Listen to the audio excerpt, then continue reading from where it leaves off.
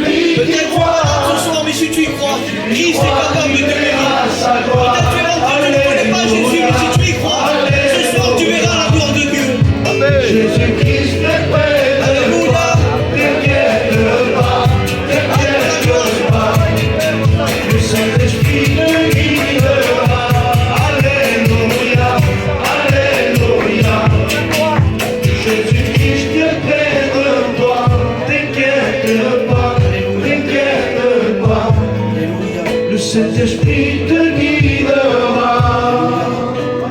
Si ces paroles simplement, tu pourrais. Mais ce que j'ai, je vais te l'annoncer.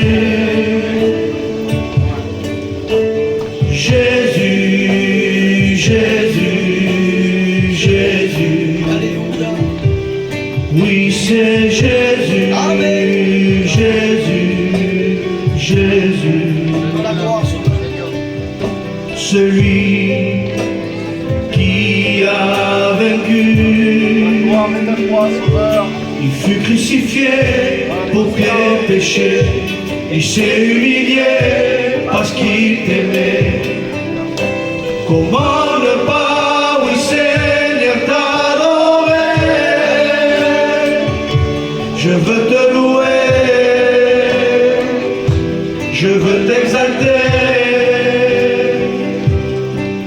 Oui, je veux crier qu'il est ressuscité.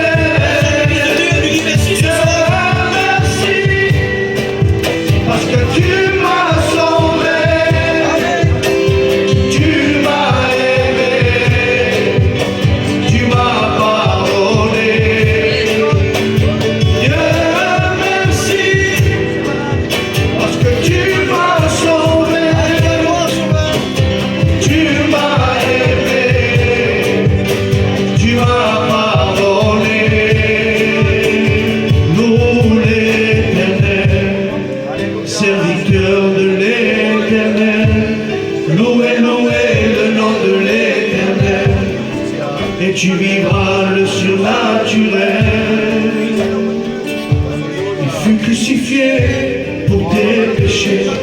Il s'est humilié parce qu'il t'aimait. Comment ne pas, oui Seigneur, t'adorer? Je veux te louer, je veux t'exalter. Oui, je veux crier qu'il est ressuscité.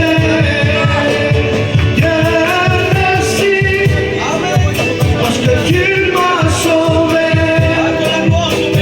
Tu m'as aimé, tu m'as pardonné.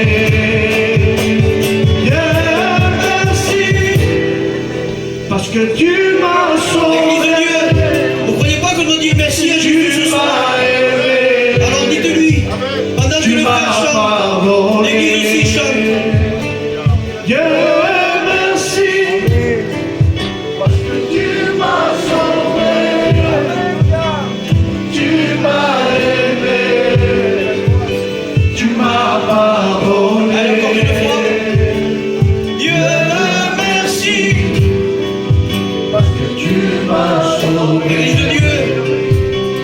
tu m'as aimé. Disons merci à Jésus parce qu'il nous a sauvés. Merci à Jésus parce que ce soir on est là et d'autres sont dans des lits d'hôpital. Et ils voudraient être là avec nous ce soir. Alors je crois qu'on ne peut pas arrêter comme ça. On va lui redire ensemble. Et je veux que toute l'église le dise. C'est facile de dire Dieu merci. Merci parce qu'on est là ce soir. Merci parce que tu nous donnes ce privilège de pouvoir écouter ta parole. D'autres voudraient se réjouir d'être là. Mais ils sont dans des lits d'hôpitaux. D'autres sont enfermés des guerres des barreaux. D'autres sont malades dans leur maison, ils ne peuvent pas venir. Et nous on est là ce soir. Alors si vous croyez qu'il n'est pas plus important qu'on dise à Dieu merci que de parler entre nous, de regarder de part et d'autre. Alors je veux que l'église de Dieu dise tous ensemble ce soir. Avec, combien sont ceux qui sont chrétiens baptisés ce soir? Tous ensemble. Tous les baptisés, levez vos mains s'il vous plaît. On est pas mal. On est beaucoup. Alors on doit tous lui dire merci à Jésus parce qu'il nous a sauvés. Alors on le reprend. Dieu merci. Parce que tu m'as sauvé, tu m'as aimé, tu m'as pardonné. Allez, encore une fois. Dieu merci. Parce que tu m'as sauvé, tu m'as aimé. Bonjour à tous et à toutes. Dans le Seigneur, que Dieu soit béni. Voilà, une fois de plus, on va se réjouir en train d'écouter cette bonne parole, la parole de Dieu. Ça me fait chaud au cœur, amen, de voir qu'il y a cette soif, amen, d'écouter la parole de Dieu, à tel point il y a des personnes il y a pratiquement plus de chaises pour s'asseoir. C'est dommage, mais bon, que voulez-vous, c'est comme ça, hein, la salle est petite. Mais ça fait chaud au cœur de voir, amen, et bien, cette soif qu'il y a. Que Dieu soit béni. Amen. À Dieu soit la gloire. Alors, on va ouvrir la parole de Dieu. Je ne veux pas non plus, je suis ce que je suis, hein, comme j'ai dit hier. Je suis à vous, je me présente avec ma propre identité. Je ne veux pas endosser une identité qui n'est pas la mienne. Sincèrement, je ne savais pas trop quoi apporter ce soir. Je ne sais pas si je devais exhorter. Hier on a évangélisé, cet après-midi on a apporté un enseignement concernant le souffle, les tombeurs, voilà. On s'est réjoui de la parole de Dieu. Ce soir je ne sais pas si je devais trop exhorter et en voyant tant de monde comme ça, je me suis dit sûrement, c'est obligé qu'il doit y avoir des inconvertis. C'est obligé qu'il doit y avoir peut-être des personnes qui ont rétrogradé. Et nous savons, nous, serviteurs de Dieu, les lecteurs de la parole de Dieu, les chrétiens, chrétiennes, on sait que bientôt celui qui doit venir viendra. Amen. Il ne tardera pas, amen, pour venir nous chercher. C'est écrit dans la parole de Dieu. Il est écrit que sa venue à lui, sa venue est plus sûre que celle de l'aurore. Nous le croyons, nous avons cette espérance, on sait que tout est accompli, on sait que Christ peut revenir chercher son Église maintenant, pendant la prédication, à la fin de la réunion, demain, ce soir, au milieu de la nuit, demain matin, avant que le soleil se lève. On sait. Et alors, je crois que dans cette réunion, on va donner cette occasion Amen, à l'inconverti, de rentrer par la porte, qui est le Christ. Que Dieu soit béni. Amen. Heureusement que la porte, c'est lui. Hein. Heureusement. Lui, amen, lui le Christ. Il a dit, amen, je ne jetterai point dehors celui qui vient à moi. Venez à moi, dit Jésus, vous tous qui êtes fatigués et chargés, et je vous donnerai du repos. Alléluia, que Dieu soit béni. Merci Seigneur. À ton nom la gloire. Alors, on va ouvrir la parole de Dieu. Et on va ouvrir, amen, la parole de Dieu dans le livre de l'Ecclésiaste. Pour celui et celle qui a la parole. Livre de l'Ecclésiaste, chapitre 7. Et verset 8. Voilà, j'ai déjà apporté ces quelques notes, mais que voulez-vous? Amen, on est les perroquets de Dieu. Hein? Et on ne se lasse pas de prêcher les mêmes messages. De toute façon, un message, quand on annonce la parole de Dieu, j'avais dit ça récemment, je le dis ce soir. Vous savez, excusez-moi pour ceux qui portent du deuil, mais quand on regarde un film, à un certain moment, il y a un générique derrière. Parce que c'est la fin du film. Mais quand on annonce, nous, la parole de Dieu, le message, amen, derrière un message, il n'y a pas de générique. Il n'y a pas de fin. Parce que la parole de Dieu est vivante. Amen. Et on peut prêcher 50 000 fois la parole de Dieu. Et tantôt l'esprit parle d'une façon et tantôt d'une autre. Parce qu'elle est vivante. Et à Dieu soit la gloire. Alors, on fait cette lecture ensemble. Hein. Écoutez, Ecclésiaste chapitre 7, verset 8. L'homme sage qui a reçu la sagesse. Amen. Vous savez, si on parle de l'homme concernant la patience qu'il avait, donc il y a Moïse, amen, qui apparaît comme référence. Hein. Si on parle d'un homme qui a été vraiment éprouvé, alors là il y a Job qui sort, d'autres hommes, mais Job, on l'a par référence par rapport à l'homme qui a vraiment été éprouvé. Si on parle d'un homme fort, donc alors il y aura Samson qui apparaîtra. Il y en a eu d'autres, mais c'est des noms amen, de référence. Et si on parle d'homme sage, alors il est question de Salomon. Et Salomon, il a écrit ce texte-là. Bien sûr, toute écriture, comme le dit l'épître de Timothée, on l'a cité cet après-midi de Timothée 3,16, que toute écriture est inspirée de Dieu. Amen. Inspirée de Dieu. Donc, il n'y a pas de souci. Salomon a été inspiré de Dieu. Mais c'est quand même, amen, Salomon qui l'a écrit. Dieu s'est servi de Salomon. Amen. Et il a écrit ce passage-là, Ecclésiaste 7,8. Voilà qu'est-ce qu'il est écrit. Mieux vaut la fin d'une chose que son commencement. Mieux vaut la fin d'une chose que son commencement. Voulez-vous qu'on couvre nos foi et compris le Seigneur? Amen. Alléluia. Alors si des fois vous avez cette pulsion en vous de dire Amen, ne vous privez pas, hein? C'est pour la gloire de Dieu. Que Dieu soit loué, à Dieu soit la gloire. Oui, l'homme sage a écrit ceci, mieux vaut la fin d'une chose que son commencement. Quelle grande vérité. La parole de Dieu, c'est la vérité. Mais quelle grande vérité, Seigneur. Parce qu'en tout et pour tout, c'est comme ça. Dans le plan spirituel, bien sûr, on va y venir. Mais même dans le plan de la vie de tous les jours, c'est comme ça. Mieux vaut la fin d'une chose que son commencement. Je vous donne quelques exemples vite fait. Le matin, quand on va travailler, c'est bien. Mais quand on rentre avec le chèque à la poche, c'est mieux. Quand on rentre à la maison, amen, et qu'on voit la marmite qui bout, le commencement est bien. Mais quand on s'assoit et qu'on mange, c'est mieux. Pour la première fois, on va entendre, amen, ce mot, voilà, tu vas être papa ou maman, le commencement est bien. Ou tu vas être grand-père pour la première fois, ou grand-mère pour la première fois, le commencement est bien. Mais quand ta fille ou ton fils te dira, tiens papa, regarde ton petit-fils, que tu le prendras entre tes bras, la fin, c'est mieux. Est-ce que vous comprenez ça? Amen. Et ça, c'est dans la vie quotidienne tous les jours. Quand on construit une maison, on commence à faire les fouilles, le commencement est bien. Regarde, les fondations sont là, le commencement est bien. Mais quand tu seras à l'intérieur avec tes enfants au chaud l'hiver, la fin, c'est mieux. Amen. Alors voilà ce qu'a écrit l'homme sage. La fin d'une chose, amen, vaut mieux que le commencement. Amen. Que Dieu soit béni. Et même dans la parole de Dieu, je voudrais vous le prouver avec des textes de la parole, amen, que c'est comme ça. Vous savez que l'homme a désobéi. Adam a désobéi. Car c'est ça le péché. Le péché, on ne peut pas dire que c'est l'alcool, on ne peut pas dire que c'est le tabac, que c'est le mensonge, que c'est ceci, cela. Non, le péché, c'est la désobéissance. On désobéit, on pêche. Et Adam a péché, il a désobéi. Adam n'a pas fumé, Adam ne s'est pas bagarré, Adam ne s'est pas drogué, Adam a péché. Et comment il a fait pour pécher? Il a désobéi. Et quand on désobéit, on pêche, même sans fumer, même sans se battre, même sans prendre de l'alcool. Excusez-moi pour les anciens, on désobéit, on pêche. Et Adam, c'est ce qu'il a fait, il a péché, il a écouté la voix de son épouse. Que son épouse a écouté la voix du serpent. Et donc là, il y a une ruine qui est tombée sur ce foyer.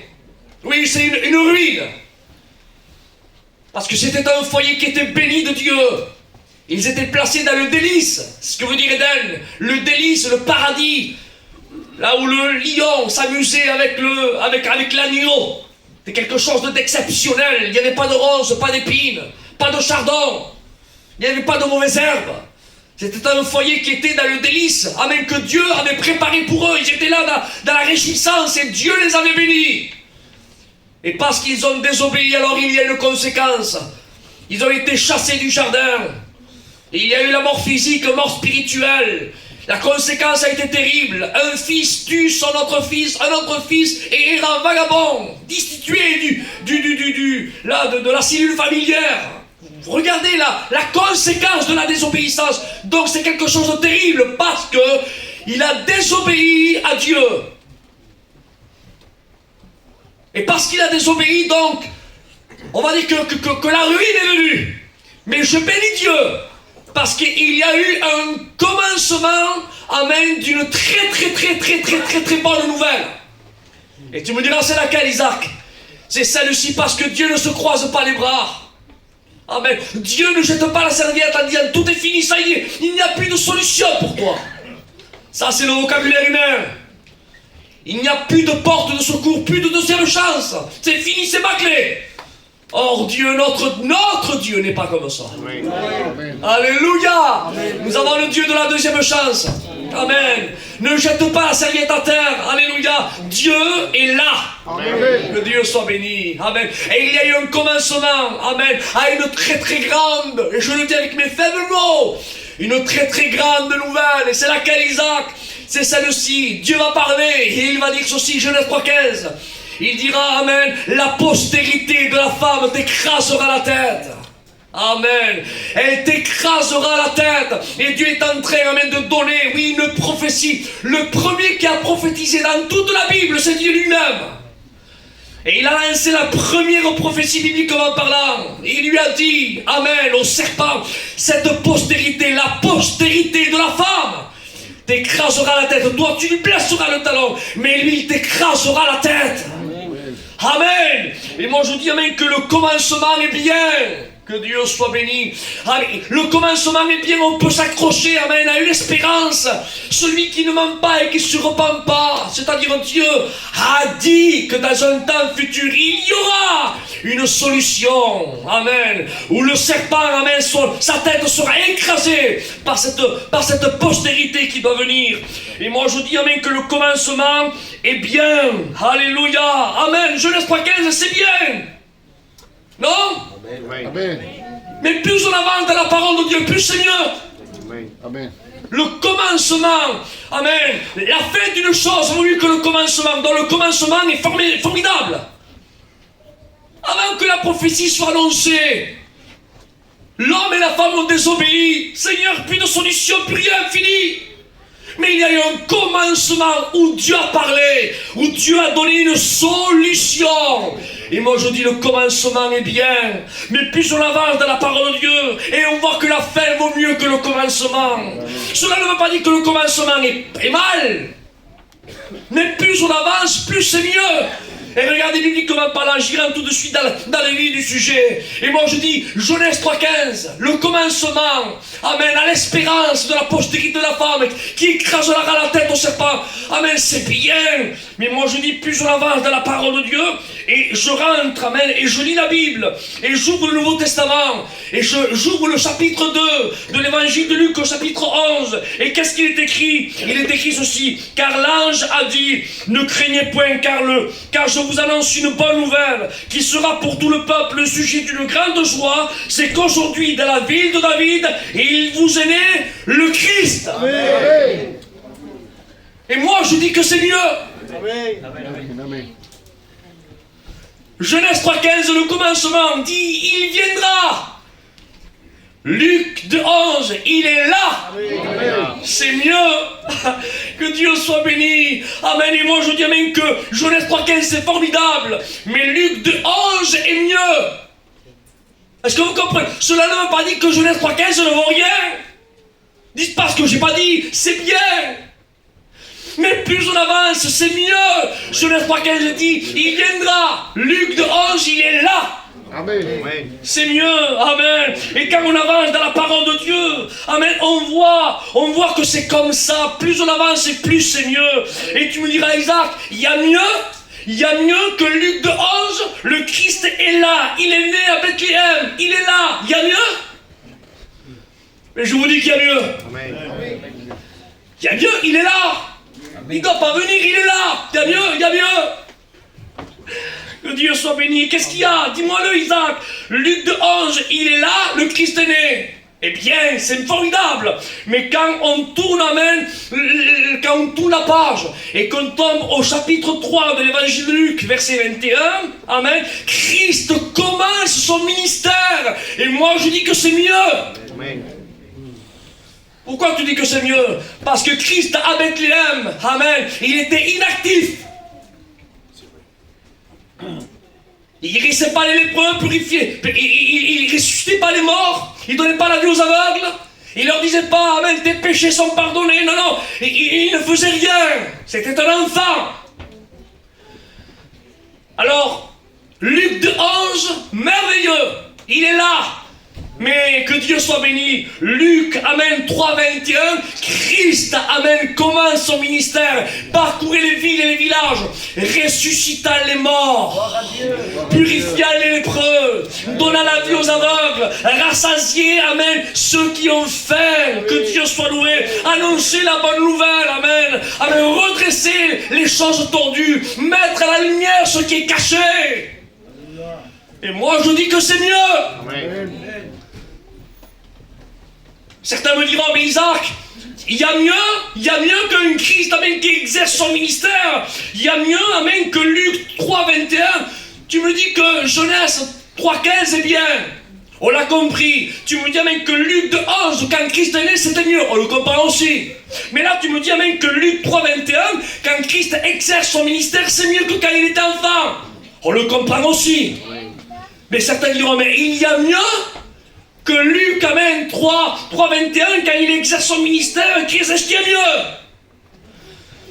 Les bibliquement parlant, amen, il y a mieux. Amen. Que Dieu soit béni. Tu me diras, qu'est-ce qu'il y a? Comment mieux? Oui, mais il y a mieux. Comment il y a mieux? Oui, eh bien il y a mieux. Lisons la parole de Dieu, avançons. Et on tombe, amen, toujours pareil, dans l'évangile de Luc, au chapitre 22, verset 39. Et qu'est-ce qu'on lit dans ce chapitre et ce verset? Amen, c'est là où quand Christ, il est au jardin de Gethsémane, alléluia, et que l'antidote, son sang, est extrait du récipient, si je prends ces mots, mes mots humains, le récipient qui était son corps. Parce qu'on n'est pas sauvé par les miracles de Jésus. Jésus purifiait les lépreux, mais ça ne me sauve pas, moi. Jésus ressuscitait les morts, mais ça ne me sauve pas, moi. Jésus marchait sur les eaux, mais ça ne me sauve pas, moi. Jésus, amen, donnait la vie aux aveugles, mais ça ne me sauve pas, moi. Mais je suis heureux parce qu'au jardin de Gethsémane, alléluia, l'antidote, amen, qui devait nous purifier de tout péché, amen, a commencé à être extrait extraire de son corps. Et quand il était au jardin de Gethsemane, là, il purifiait pas les lépreux, non, là, il donnait pas la vie aux aveugles, non, là, il était là, il rentra en agonie. Et pourquoi faire? Il rentrait en agonie, pourquoi faire? Amen, il rentrait dans l'agonie, amen, pour toi. Le poids de l'humanité, du péché, était en train de tomber sur lui. Ton péché. Mon péché. Le péché le plus terrible. Essayez de visualiser dans votre esprit le péché le plus terrible. Même si je vous dis de le visualiser dans votre esprit, certains diront non, Isaac, je ne veux même pas y penser. Mais celui-là, il a pris au jardin de Gethsemane. Tu me diras, celui-là, Isaac, c'est pas possible. C'est impossible, oui. Le péché le plus terrible. Christ est en train de les porter là, au jardin de Gethsemane. Et le corps humain ne supportait pas la pression. Vous savez que tout le monde ne peut pas aller à l'espace? Parce qu'il y a des puissances de G, on appelle ça, où il faut un très très grand entraînement, parce que sinon le cœur exploserait. Vous savez que pour aller là explorer les océans, même que nous on voudrait y aller, mais il faut un très très grand entraînement, parce que la pression artérielle, le corps ne supporterait pas la pression de l'eau. C'est pas qu'on ne veut pas, c'est que le corps ne supporte pas la pression. Eh bien le corps du Christ, qui est appelé dans Ésaïe 53 une faible plante. Oui, le corps du Christ était une faible plante. Ça représente son humanité. Rappelez-vous ce que dit l'homme de Dieu. Il dit que l'homme est semblable à une fleur. La fleur, c'est l'image, amen, de la faiblesse du corps humain. Et Christ, amen, a écrit dans Ésaïe 53, qui a reconnu le bras de l'Éternel, il s'est élevé comme une faible plante. Et ça représente, amen, la faiblesse de l'homme. Et bien cette faible plante, que Christ était 100% homme. Mais que les Colossiens dira, en lui habitait toute plénitude de Dieu. Il était 100% Dieu. Amen. N'essayez pas de percer le mystère, ça vous dépasse, ça me dépasse. Écoutez, ça dépassait Paul. Paul qui résoulait tous les énigmes, il disait grand est le mystère de la piété, grand. C'est un mystère. Mais quoi mystère, Paul? C'est quoi le mystère? Il dit Jésus-Christ, homme. Mais n'est-ce pas, j'ai les plombs qui fondent. J'arrive pas à résoudre le problème, le mystère là. Grand est le mystère. Jésus-Christ homme, c'est-à-dire la nature divine de Dieu, que les cieux et les cieux des cieux ne peuvent le contenir. Amen. Matérialisé dans une faible plante d'un corps humain, tout en étant 100% homme et tout en étant 100% Dieu. Alléluia. Je permets, grave le mystère.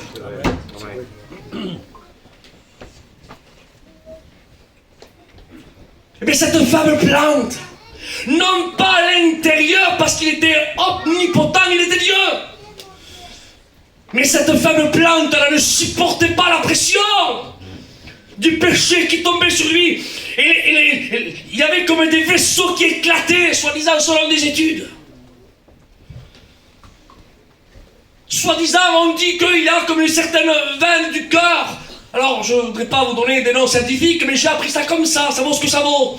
Qu'elle s'était fêlée tellement que la pression était là. Et le sang a commencé à se mélanger avec l'eau du corps et s'est sorti par ses pores. Tellement que la pression était là. Et il y avait un choix à faire là. Et il a commencé, amen, à prier. La Bible révèle la prière secrète du jardin. Personne n'a entendu.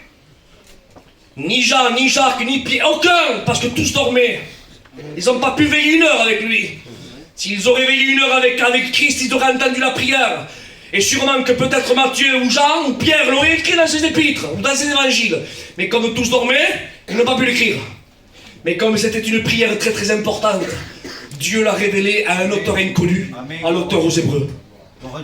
Et c'est écrit au chapitre 5, verset 7, que Jésus, dans les jours de sa chair, amen, a prié plus instamment avec larmes, avec supplication, amen, avec gémissement, avec cri, dit la Bible, à celui qui pouvait le délivrer de la mort. Il a été exaucé à cause de sa piété. Mais attends, mais elle est où cette prière? Où, quand on lit les évangiles, quand Christ a prié plus instamment, quand Christ a crié en priant, quand Christ a pleuré en priant, quand Christ a supplié, quand? Si ce n'est cette prière secrète du jardin. Et il dit à celui qui pouvait le sauver de la mort, mais bien Christ est bien venu pour mourir. Et le texte dit à celui qui pouvait le sauver de la mort, c'est parce que quel vaillant héros était Christ. Amen. Quel homme Christ. Quel homme. Quel homme. Vous imaginez qu'au jardin de Gethsemane, Christ voyait la faible plante qui était en train là de ne pas supporter la pression. Et normalement, la logique humaine, le normal humain, c'était que le corps là devait mourir au jardin. Et l'auteur des Hébreux dit à celui qui pouvait le sauver de la mort. Et il a été exaucé. C'est que normalement, son corps aurait dû mourir au jardin de Gethsemane. Mais il a commencé à prier avec larmes, avec supplication, avec gémissement, et en train de lui dire, je ne veux pas mourir là, je ne veux pas, non, il faut que j'accomplisse mon devoir, ma mission, et il faut que je monte à la croix. Amen. Il a été exaucé. Amen. Oh, que Dieu soit béni. Amen. Quel homme Jésus, quel homme notre vaillant héros, non pas ma volonté, mais ta volonté. Et moi je dis, amis, frères et sœurs, amen. Si, amen, Luc 3,21, quand il exerçait son ministère, est mieux que Luc 2,11, moi je dis, frères et sœurs, amis, que Luc 22,39, quand il était au jardin de Gethsemane, amen, et que son sang commence à verser pour purifier, amen, l'humanité de tout péché, c'était mieux. Amen. Que Dieu soit loué. Amen. Et à lui soit la gloire. Amen. Amen. Et certains me diront, mais Isaac, là, Christ est en train de déverser, là, ces gouttes de son sang au jardin de Gethsemane, prendre mon péché. Il n'y a pas mieux que ça. Tu ne peux pas faire mieux. Continuons à lire la parole de Dieu. Amen. Et moi, je vous dis qu'il y a mieux. Certains me diront, non, Isaac, ça va pas. Si, je vous ai pas dit que ça vaut rien, hein. Dites pas ce que j'ai pas dit. Je dis que c'est bien. Je dis que c'est formidable, que c'est glorieux. Mais je dis que c'est mieux. Cela ne veut pas dire, amen, que ça vaut rien. Est-ce que vous comprenez? C'est mieux. Et tu me diras, il y a mieux là que Luc 22, 39, quand il était au jardin, qu'il a dit non pas ma volonté, mais ta volonté. Il y a mieux. Oui, il y a mieux. Et où il y a mieux? Lisons la parole de Dieu. L'évangile de Jean, chapitre 19, verset 30. Il était entre deux brigands. Amen. Et il dit, Père, tout est accompli. Amen. Amen. Il baissa la tête et remplit l'esprit. Amen. Et moi je dis que c'est mieux que le jardin. Amen. Pourquoi c'est mieux que le jardin? Parce que le jardin, amen, il a dit non pas ma volonté mais ta volonté. Il a pris le péché de l'humanité. C'est vrai, le jardin c'est formidable. Amen, au jardin son sang commençait à sortir de son corps. L'antidote pour lui purifier de tout péché est en train de sortir. Amen. Mais il n'était pas maudit encore. Et il fallait qu'il prenne notre malédiction. Et le seul motif pour prendre notre malédiction, comme dit la parole de Dieu, amen, quiconque est pendu sur le bois est maudit. Et il fallait qu'il soit pendu sur le bois, il fallait qu'il prenne ta malédiction, ma malédiction. Et il fallait qu'il soit pendu, élevé entre ciel et terre. Et il fallait qu'il soit cloué, la pendu sur le bois pour prendre ta malédiction. Amen. Et quand il a pris ta malédiction, quand il a été notre substitut, un mot français, hein, pas si vous comprenez ou pas, notre substitut, ça dit qu'il a pris notre place. Il a été notre substitut. Alléluia. Je voudrais vous raconter un témoignage qui est arrivé, un témoignage réel à un oncle à moi, quand il a été déporté en Allemagne, pendant la période de la Seconde Guerre mondiale. Il s'appelait Justin Castro. Et à un certain moment, bien sûr, il y avait des mitrailleurs qui étaient là. Il fallait bien sûr fusiller une certaine catégorie de personnes, un certain nombre. Et donc on les avait mis en rang. Et quand leur nom était cité, il fallait qu'ils mettent un pied devant l'autre pour se mettre là-bas en face le mur et qu'ils soient bien sûr qu'ils soient tués par coup de fusil. Et d'un coup, il y avait la liste des noms qui étaient là. Alors on appelait un tel. Et un tel a mis le pied devant de l'autre, mais toi là-bas, au fond. Et on a commencé, bien sûr, ils ont commencé à le tuer à coups de fusil. Enfin bref, pour couper plus court, à un certain moment, ils ont appelé. On appelle Justin Castro. Et l'homme britannique, et il savait que s'il mettait un pied devant de l'autre, c'était pour le tuer. Croyez-moi, j'aurais été à sa place, j'aurais fait pareil. Hein. Et moi et vous, bien sûr, il n'osait pas mettre un pied devant de l'autre. C'était pas pour discuter, c'était pour mourir. C'est pour discuter encore, mais là non. Là, s'il avançait, c'était pour se mettre là-bas au fond contre le mur et être mitraillé. Alors bien sûr, les Allemands, une fois de plus, on appelle Justin Castro. Et personne ne sortait. On y va salir. Ils ont insisté. On appelle Justin Castro. Il y a un certain moment, il a dit, de toute façon, ils vont le voir que c'est moi, ils vont me tuer. Alors on va finir vite fait. Il y a un certain moment, quand il a voulu mettre un pied devant l'autre, un autre a mis un pied devant l'autre. Et il est sorti à sa place. Et ils ont regardé dans le registre, écoutez s'il vous plaît, qu'il y avait un autre homme à l'intérieur qui s'appelait comme lui, nom et prénom. Justin Castro. Et au lieu de le mitrailler à lui, ils ont mitraillé l'autre qui s'appelait comme lui. Donc on a envoyé une lettre comme quoi son mari était décédé à son épouse, c'est-à-dire à ma tante, et ma tante a porté pendant 8 ou 9 mois de deuil. Et un bon matin, il a vu son mari venir. Caillou dans la gare. C'est vrai ce que je vous dis, c'est pas une fable, hein, c'est vrai. Hein. Vous connaissez quoi, Antoine? C'est Caillou. Tout ça pour dire, il s'appelait comme lui. Et au lieu de le mitrailler à lui, ils ont mitraillé l'autre par rapport à son identité. Eh bien, la colère de Dieu, amen, Dieu, amen, il fallait qu'il nous mitraille à nous. Mais Christ a pris notre identité. Amen. Alléluia. Amen. Amen. Le Dieu Emmanuel, Dieu est avec nous, Dieu s'est fait homme. Alléluia. Amen. Et parce qu'il s'est fait homme, il a pris notre nature, notre identité. Et au lieu, amen, que la colère de Dieu tombe sur toi, là au mont Golgotha, amen, il a pris ta place. Et le fusil de Dieu était braqué sur lui. Et au lieu de te mitrailler à toi et à moi, le châtiment qui nous donne la paix est tombé sur lui. Amen. Que Dieu soit loué. Amen. À lui soit toute la gloire. Amen. Amen. Que Dieu soit loué. Vous savez, il y a des personnes qui font là des grands... quelque chose de spectaculaire. Parce que les hommes ont marché sur la lune. Mais ça n'a rien changé pour l'humanité. Quoi? Ça a changé quoi? Mais le fait que mon vaillant héros ait marché sur la terre. Alléluia. Dieu. Amen. C'est pas pareil. Amen. Que Dieu soit loué. Amen. Et à lui soit la gloire. Amen. Amen. Merci, vaillant héros. Merci, Seigneur. Amen. Merci, Christ. Merci, mon Jésus. À toi la gloire. Nous l'aimons. Est-ce que vous l'aimez? Amen. Alors prouvez-le. Amen. Amen.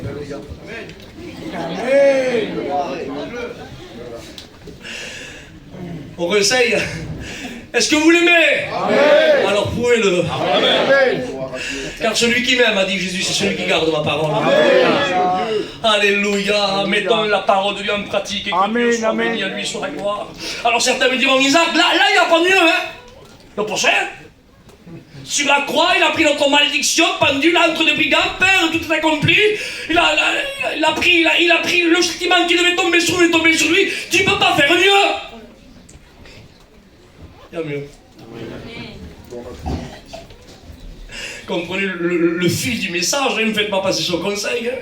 Cela ne veut pas dire que cela ne veut pas dire que comprenez mon Jésus, c'est formidable la croix. Et non seulement la croix, Bethléem c'est formidable. C'est autant formidable Bethléem que la croix. Pourquoi tu dis ça, Isaac? Parce que s'il n'y a pas de Bethléem, il n'y a pas de croix. Est-ce que vous comprenez ça? Bethléem, la croix merveilleux, mais s'il n'y a pas Bethléem, si l'enfant ne naît pas, il n'y a pas de croix. Donc c'est aussi important. Donc on ne peut pas dire que ça vaut rien. Comprenez mon langage, c'est formidable, formidable. Mais l'homme sage a dit la fin d'une chose. Plus on avance, plus c'est mieux. Amen. Que Dieu soit loué. Amen. Alors Christ entre deux brigands, il accomplit tout. Il y a mieux que ça. Il y a mieux, amen, que Jean 19:30. Il y a mieux. Amen. Et qu'est-ce qu'il y a mieux, amen? Alors on lit dans Marc chapitre 16 verset 19. Qu'est-ce qui est écrit? Christ, amen. Je veux l'amène après ça. Est ressuscité. Alléluia. Amen. Je crois qu'il y a 86 doctrines dans la Bible. Et soulignez-le, c'est la plus grande doctrine de la Bible, c'est la résurrection. Amen. Parce que sans résurrection, notre foi est vaine. Est-ce que vous comprenez ça? Si Christ serait mort, il n'aurait pas ressuscité, on aurait pu, notre espérance serait vaine, dit l'homme de Dieu. Mais je bénis Dieu, parce qu'un jour, 2 jours, 3 jours, c'est passé, c'est écoulé. Amen. Et le 3e jour, il n'est point ici. Qui cherchez-vous parmi les morts? Celui qui est vivant. Amen. Le tombeau n'a pas pu le retenir. La mort n'a pas pu le retenir. Amen. Amen. Parce que Christ a tout accompli à la lettre. Et je bénis Dieu et moi je dis amen, oui. Je dis que la résurrection, amen, est mieux que la mort. Quoique la mort est bien, le sang est merveilleux, plus on avance, plus c'est mieux. Amen. Et tu me diras, Isaac, il n'y a pas mieux maintenant, hein, qu'il n'y a pas mieux. Si, il y a mieux. Amen. Il y a mieux. Lisons la parole de Dieu. Alléluia. Et tu me diras, Isaac, qu'est-ce qu'il y a encore? Eh bien, on trouve, alléluia, ce passage, amen, où 50 jours après, Christ, amen, est monté au ciel. Parce qu'il est monté au ciel. La Bible ne dit pas qu'il est monté au paradis, il est monté au ciel du monde des Oliviers. Et pourtant, la Bible dit qu'il est monté au paradis. Oui, il est monté au paradis pendant 3 jours avec le brigand à la croix. Il a dit aujourd'hui même, tu seras avec moi dans le paradis de Dieu. Mais lisez la parole de Dieu.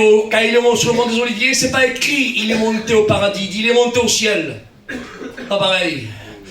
Et tu me diras, c'est mieux Isaac? Oui, c'est mieux. Pourquoi? Amen. Parce qu'au ciel, il dit, ne me touchez pas. Il dit, parce que je n'ai pas monté encore chez mon Père. Ah bon, mais après la résurrection, mais pourquoi? Parce qu'amen, il fallait, selon l'ordre de Melchisédek, il était le souverain sacrificateur. Amen, et s'il a été l'agneau expiatoire, l'agneau de Dieu qui ôte le péché, si à la croix il était l'agneau de Dieu, il a payé la dette, amen. Amen, quand il est monté au ciel, amen, du mont des Oliviers, il a endossé, oui, amen, le souverain sacrificateur, et il est rentré dans le sein des saints du ciel. Avec son propre sang. Amen. Pour obtenir le pardon. Il est rentré dans le sein des saints. Amen. Pour obtenir le pardon par son propre sang. Que Dieu soit loué. Amen. Et il a été exaucé, frères et sœurs. C'est pour cela que Isaac 13, c'est pour cela que nous sommes ici. Amen. Que personne ne bombe la poitrine en disant ah, je suis sauvé parce que moi je suis un tel. C'est faux. Tu es là, amen, parce que l'agneau de Dieu a pris ta place. Amen. Alléluia. Amen. Et Dieu, le parfait, a écouté la prière du parfait. Amen. Et le sang parfait. Et le souverain sacrificateur parfait. Parce que soulignez-le, ça comme je le disais hier soir, seul le parfait a pu satisfaire le parfait. Amen. Alléluia. Et si nous sommes ici ce soir, amen, c'est pas par rapport à nous, nous sommes imparfaits. Nous sommes devenus parfaits par la grâce de Dieu. Mais Dieu élève à la grâce de nous, nous sommes imparfaits. Le seul qui est parfait, alléluia, c'est le Christ, Jésus de Nazareth. Amen. Alléluia, à Dieu soit la gloire. Tu me diras, Isaac, ça va mieux là, non? Il y a mieux?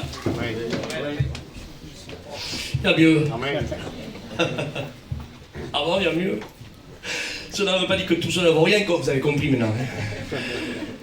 Si quelqu'un dit que ça ne vaut rien, vous fermez la porte au fond et il faut s'expliquer. Hein. C'est formidable tout ce que je viens de dire. Mais il y a mieux. Amen. Ah bon? Qu'est-ce qu'il y a, Isaac? C'est quoi qu'il y a mieux? Et maintenant que nous sommes sauvés, José, maintenant qu'on est là parmi tout ce qu'on voit, il y a un moteur qui s'appelle le moteur de l'espérance qui ne trompe pas. Et qu'est-ce qu'il y a, Isaac? Et bien on lit, c'est Paul qui l'a écrit dans Thessaloniciens chapitre 4 verset 16, un signal donné. Amen. Ah, vous aurez dû dire amen. Mais là, un signal donné. Amen. Avant de l'archange, au son de la trompette de Dieu, les morts en Christ ressusciteront premièrement. Ensuite, nous les vivants, amen, qui sommes ici, on sera transformés dans un corps incorruptible. Le mot hébreu, c'est le mot doté, c'est beaucoup plus rapide qu'un clin d'œil. Un clin d'œil, c'est rapide, hein, on ne s'en rend même pas compte. Eh bien, le changement, amen, où notre corps sera transformé dans un corps incorruptible le jour de son événement, c'est le mot doté. C'est beaucoup plus rapide que le fraction de seconde, qu'un clin d'œil. On sera transformé, métamorphosé dans un corps glorieux. Et la Bible dit que là, Dieu rassemblera les familles de la terre. Chut, chut, écoutez. Si par exemple, moi je suis ici, là, en train de vous prêcher, j'ai les miens pour voir ces personnes qui sont enterrées là-bas à Villeneuve-sur-Lot. Ils sont morts en Christ. Écoutez, ils ont quitté la terre dans l'espérance. Et si Christ maintenant vient nous chercher, écoutez ce que je dis, les morts en Christ là-bas à Villeneuve, ils ressuscitent premièrement. Ensuite, moi qui suis ici, amen, les vivants, je suis transformé dans un corps incorruptible. Mais, amen, quand je volerai à la rencontre du Seigneur dans les airs, ceux qui sont là-bas et moi qui est ici, on ne volera pas chacun de notre endroit. Dieu nous rassemblera les familles de la terre et on partira au ciel ensemble.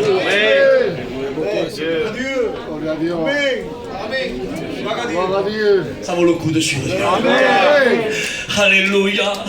Amen. Les morts en Christ ressusciteront. Quelle espérance, Seigneur. Amen. Voir les nôtres. Nos bien-aimés. Je ne veux pas toucher la corde des sentiments ce soir. Mais c'est une grande vérité, mes frères. Des fois on regarde l'album, on pleure, on passe devant un passage, je me rappelle j'étais là, et une odeur, des fois on nous fait penser à notre cher. À manger, je me rappelle, je mangeais, il aimait ça. Et là on rentre, là on est nostalgique et on rentre, on dit Seigneur mes faltes, il me manque, je voudrais le prendre en train de savoir. Eh bien mais ça vaut le coup de suivre Dieu, parce que les morts en Christ ressusciteront. Ressusciteront, amen, et on sera avec eux, et lui notre vaillant héros, pour l'éternité, l'éternité, l'éternité, l'éternité. La fin vaut mieux que le commencement. Amen, là j'exhorte l'église. Amen, j'exhorte, amen, en faisant du bien avec les textes de la parole de Dieu concernant l'église, que Dieu soit loué, à lui soit la gloire. Amen. Mais maintenant, je voudrais m'adresser à toi, qui est un converti, qui est ici. La fin vaut mieux que le commencement. Tu as mal commencé. Dans le péché, dans le bourbier du péché. Peut-être, tant pis, je le dis, dans la drogue, l'alcool. Tu es dans le bourbier du péché, tu as mal, très mal commencé. Je connaissais un homme bibliquement parlant que lui aussi il avait mal commencé, à un tel point qu'on l'a crucifié. Il n'avait même pas de nom, on l'appelle le brigand. Mal commencé. Mais quelle chance il a eu d'avoir la grâce à côté de lui. Amen. Que gracia, Seigneur. La grâce est à côté de lui. Et quand il s'est tourné vers la grâce, il a dit, amen, que nous périssons, ce qu'on subit, cela est juste. Ça, amen, c'est un langage de repentance. Amen. Sauve-toi, sauve-nous. Non, ça ne marche pas comme ça. Je lave ma main, je lave mon pied, je monte sur l'estrade, je donne mes mains, un cantique. Non, ça ne marche pas comme ça. Il faut se repentir. Amen. Ce qu'on subit, cela est juste. Repentance. Rabbi, souviens-toi de moi lorsque tu seras dans ton règne. Il le proclame roi à un crucifié. Il est crucifié comme lui. Et il le proclame roi dans ton règne. Seigneur. Amen. Et Jésus le regarde. Quelle puissance à la grâce, hein? Quelle puissance, hein? À une fraction de seconde, Christ le regarde. Amen, alléluia. Même qu'il était épuisé, il avait encore de la force pour sauver l'âme. Amen. Il a dit, je te le dis en vérité. En vérité, tu seras aujourd'hui avec moi dans le paradis de Dieu. Laisse-moi te dire, amen, que s'il a fallu des années au diable de détruire cet homme-là, le brigand, peut-être qu'il a détruit sa famille, ses enfants, tous les siens, lui-même. Il a fallu une seconde à Jésus de le sauver. Et c'est ce que Jésus est en train de dire. Peut-être qu'il y a des personnes qui sont ici. Et pendant des années, ils sont comme ce brigand, à un tel point qu'on les appelle même plus par leur prénom. On les appelle le chicaneur, le fanfaron, tu sais, celui-là, là, un tel, excusez-moi de dire des mots comme ça, mais le péché les a désidentifiés. On les appelle plus par leur prénom, ils ont mis un prénom, non, on l'appelle le meurtrier. On l'appelle le vantard, on l'appelle l'orgueilleux, parce que le péché règne en maître en eux, et le péché, amen, les a désidentifiés. Et on ne voit plus leur identité apparaître, non, on voit l'identité du péché apparaître. Et on les appelle par leur identité du péché qui apparaît. Eh bien, peut-être que le diable a mis des années, il se frotte les mains, et Jésus est en train de dire, s'il se tourne vers moi, ne serait-ce qu'une seconde, une seconde. Je le prends de tes mains, je le lave par mon sang précieux, je brise ces chaînes, je brise ces liens, j'écris son nom dans le livre de vie, et si je viens une minute après, je l'embarque avec moi. Qu'est-ce que c'est là? Qu'est-ce que c'est là? C'est la grâce, c'est une source de salut pour tous les hommes. Les ruisseaux de Dieu, a dit le prophète Ésaïe, sont pleins d'eau. Amen, amen. Et là où le péché abonde, la grâce surabonde. Amen. Elle surabonde. Alléluia. Va, Jésus a dit, amen, tes péchés sont pardonnés. Amen, où sont ceux qui t'accusent? Amen, oui, la grâce n'est pas là pour t'accuser. La grâce est là pour te sauver. Amen. Car le Fils, amen, de Dieu, amen, car Dieu n'a pas envoyé son Fils dans le monde pour juger le monde, mais pour que le monde, toute ethnie confondue, grand, petit, tous, riches, pauvres, tous, mais pour que le monde soit sauvé. Par qui? Par qui? Par lui. Parce qu'il n'a pas été donné un autre nom dans le ciel et sur la terre, par lequel nous pouvions être sauvés. Amen. Et son nom, et je veux appeler ça, c'est Jésus. Amen. Amen. Amen. Alors, pour toi, tu es rentré peut-être d'une certaine façon, mais mieux vaut la fin que le commencement. Amen. Tu es mal rentré, tu es rentré perdu, tu peux ressortir sauvé. Amen. Gloire à Dieu. Je voudrais m'adresser maintenant à toi. À qui, Isaac?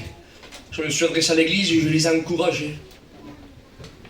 Et on attend la réponse de l'église. Et comme dit le texte, consolez-vous les uns et les autres par ces paroles. Et on le fait. J'ai voulu m'adresser, amen, aux inconvertis. J'ai pris l'exemple du brigand. Et maintenant, tu vas t'adresser à qui? Je voudrais m'adresser aux rétrogrades. Amen. Aux rétrogrades, je voudrais te dire que la fin vaut mieux que le commencement aussi. Amen.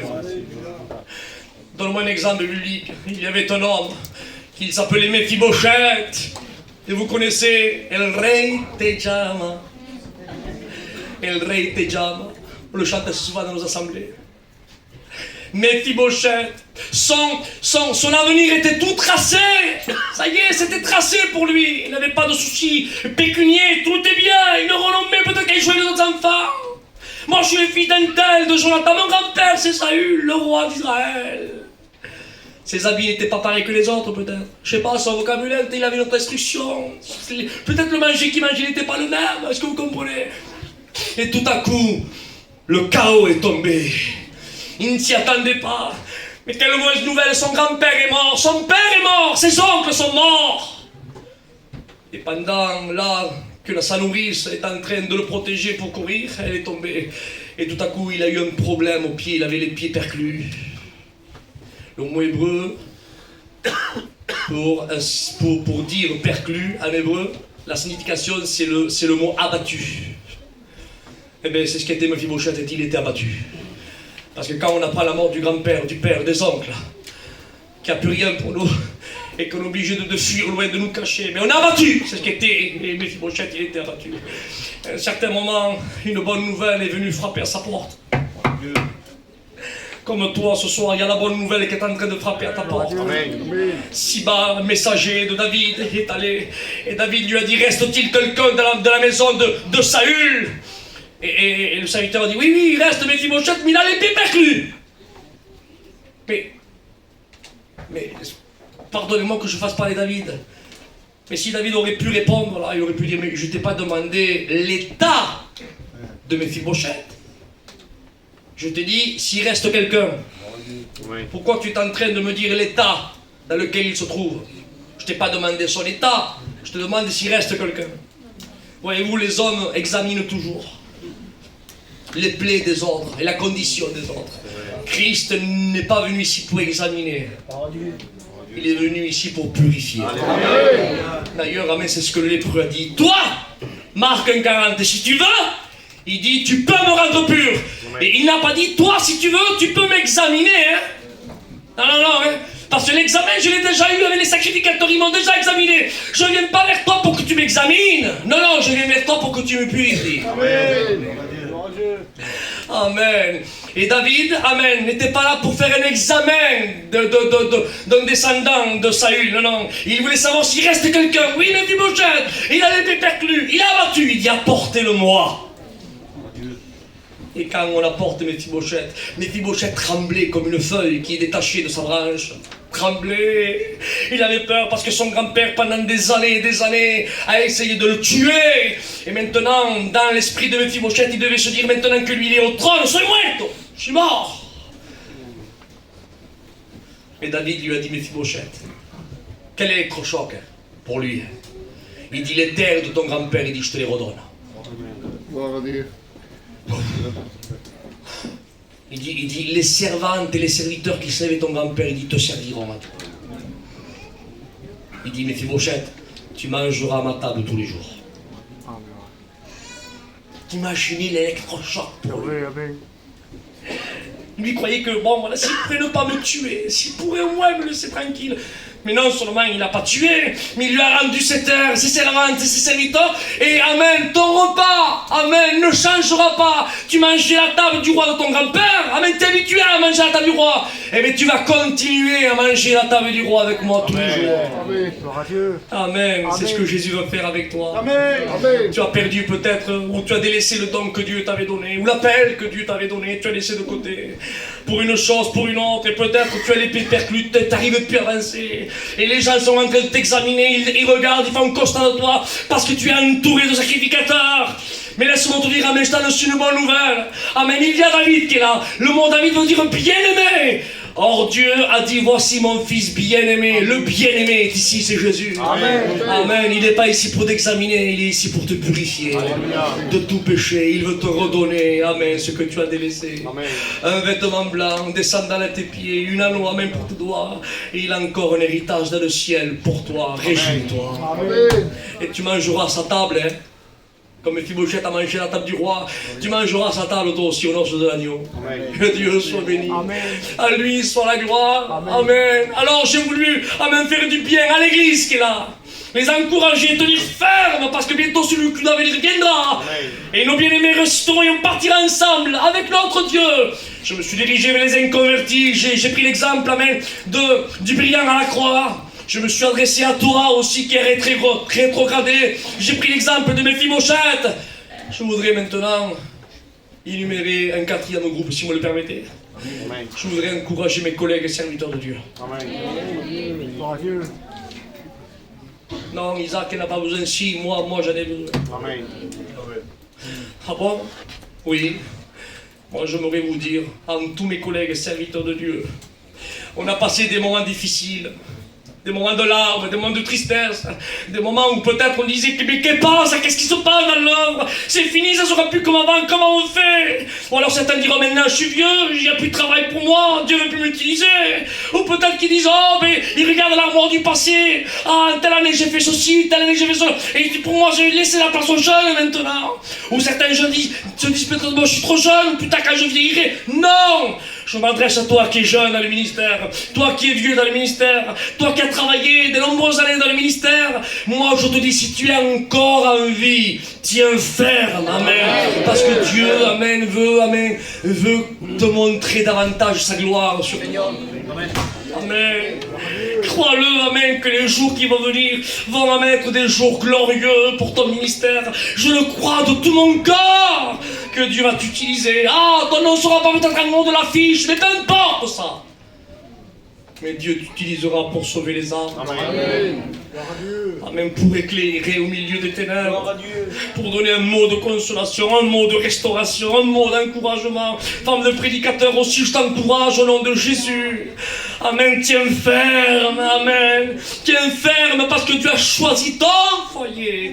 Amen, pour le servir. Quelle grâce, quel bonheur. quel bonheur. Mais mon mari parle pas hébreu et grec, Isaac. Mais c'est pas grave, il prêche l'évangile. Dieu l'a choisi, c'est un instrument qui est utile entre ses mains. Tenons ferme, collègues, tenons ferme. Que le diable ne nous décourage pas avec ce qu'on a vu ou peut-être nous endoctrine, regarde ceci. Non, tenons ferme. On est des ouins de Dieu.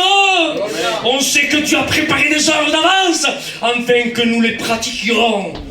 Mais pour cela, il faut, amen, pas dévier la trajectoire que tu es su nous en tracer. Restons fermes. Ferme dans la parole, ferme dans les Écritures. Ne nous laissons pas endoctriner par Pierre, Paul ou Jacques. Parce qu'il y a des messages qui sont en train de véhiculer aujourd'hui, et même que c'est enregistré, tant pis, je vais à la caméra et je le dis. Des messages qui sont véhiculés. Aujourd'hui, il semblerait qu'il y a, là, on cherche, c'est devenu de la politique.